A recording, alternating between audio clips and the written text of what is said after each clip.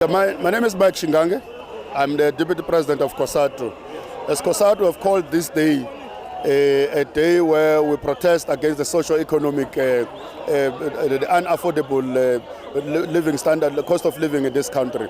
The fact that workers can no longer afford the basic amenities like food, like petrol, like electricity. We felt that we need to close down the cities today across the country. Yes, we have tried to have other avenues. We've got social compacts all over that we have signed with our government, including business, but those are not implemented. We thought that given our history in this country, there comes a time when the language that the employers and the powers that be understand is therefore when society gets out on the street, because the number of things that you don't win in the street, you're definitely not going to win on the bottom. It is the middle of economic crisis exactly that makes us to be here, because that economic crisis is affecting the workers and the working class and the poor in general. It is them who are getting retrenched. It is them who are getting low salaries. It is them who are having wage freeze. It is because of that economic crisis. That economic crisis has been shedding jobs even before we had the shutdowns. Economic crisis lost 2 million in the past 2 years, even before we had a shutdown. The 2 million workers that have been retrenched in the past 2 years were not entrenched by government. They were retrenched by private sector. The corporate tax that gets reduced every now and then is given to the corporate people in order for them to hold the issue of retrenchment, but they never do. So yes, we are marching to the government, but we're also marching to the private sector, because they're the one who have got the biggest chunk of retrenching workers and paying low wages. We are hoping to achieve that they must sit up and listen, because when they see such workers and communities at large in this campaign, they will know that surely the trajectory they are following is not serving the people that are supposed to be serving. So they must change their policies. It's Mike Shingange. I'm the first Deputy President of COSATU.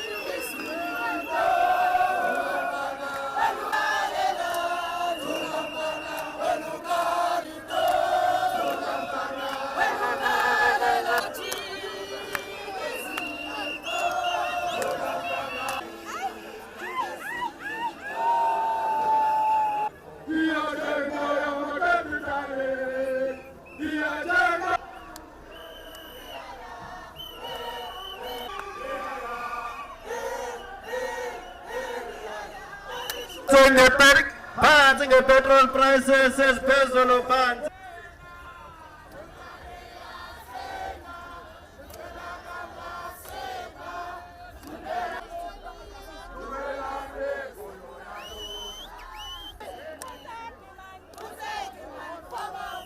The private sector must find it in the trillions of rands that are siphoning out of this country on a daily basis. They must find it in the trillions that they are striking. They don't want to invest in the economy while they continue to comrades. Yes, you have a responsibility to respect one another. Have a potential of dividing workers. We're asking workers to refuse, otherwise we'll have marched to a community there. There is no enemy of another worker. We don't have enemies in the townships.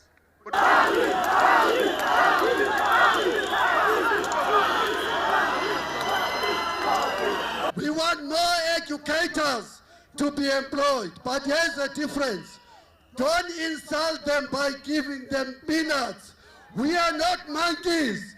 We do not eat peanuts. We demand a living wage.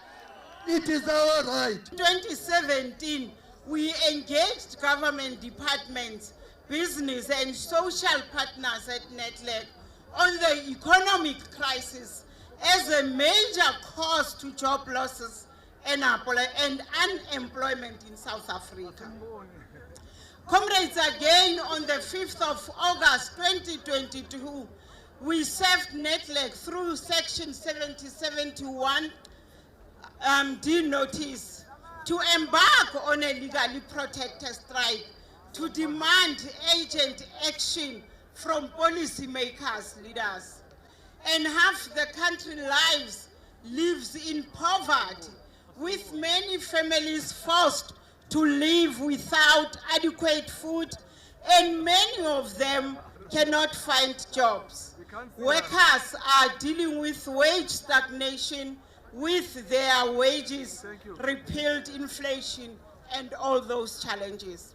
Comrades, because you have requested that we summarize, we will go direct to the demands. And the demands on poverty, inequality, and unemployment are as follows. We demand the reversal of budget cuts that have led to an unacceptable wage freeze in the public sector, the disintegration of the state-owned companies, and collapse of public services. The private sector to abandon its investment strike that has seen many companies either holding or exporting cash out of the country. That is unacceptable. That non-compliant employers with NMWA and OHSA should be heavily fined by the government. While we are saying that the government use the upcoming medium-term budget policy statements to abandon the current draconian budget cuts and move away from the current neoliberal macroeconomic policy framework. Comrades, on fuel hikes and public transport, we demand that the Ministry of Transport to return to Parliament both the RAF and road accident benefit scheme bills for finalization.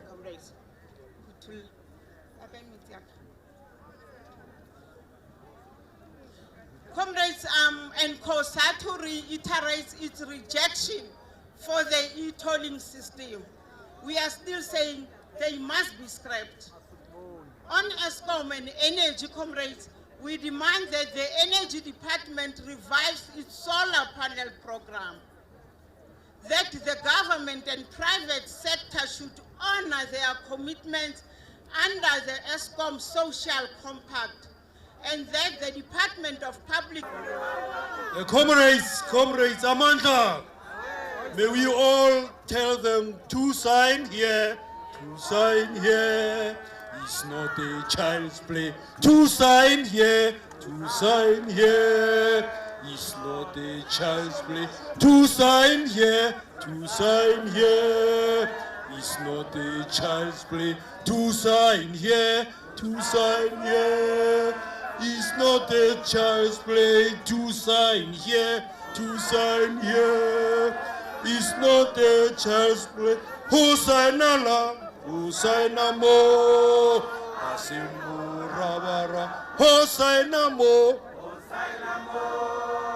Asimu Rabara, Hosanna mo, Hosanna mo, Asimu Rabara, Hosanna mo, Hosanna mo,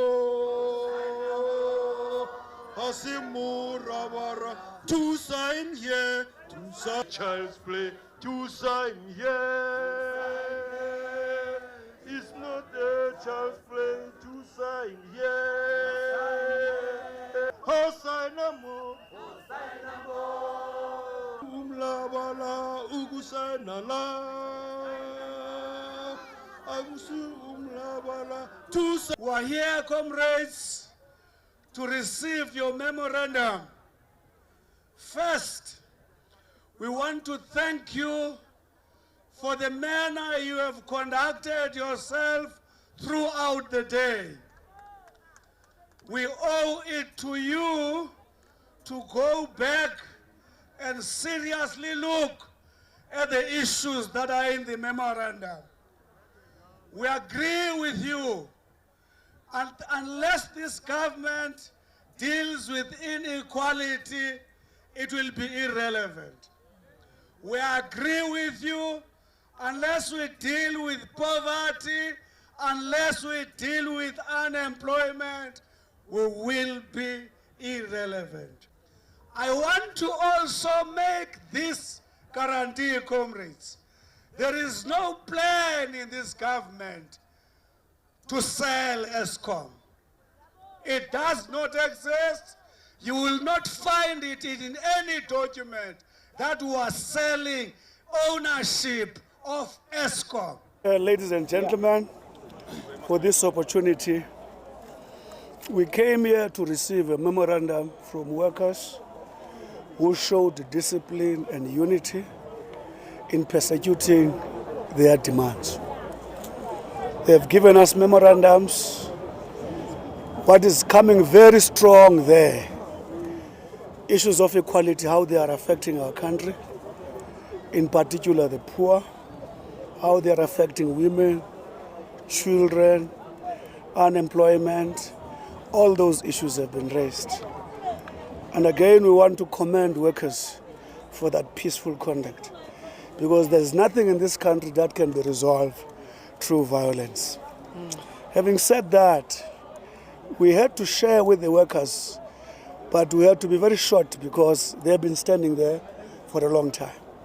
But I want to use this opportunity to say, because I'm still through you talking to South Africa, to say we acknowledge the things they have said. This is what this government is seized with.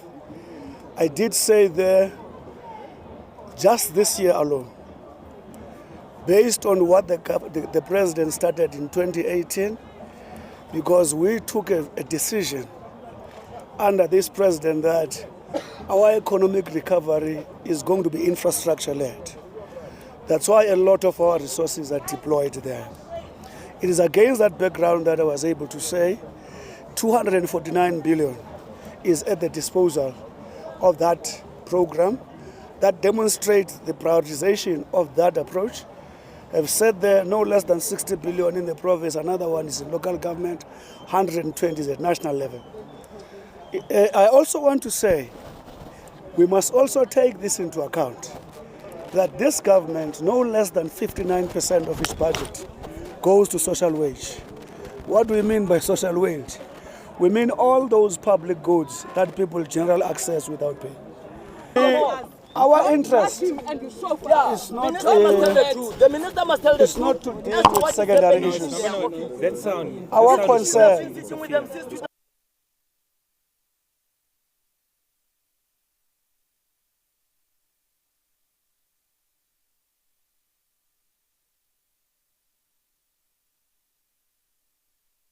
about are not fabricated.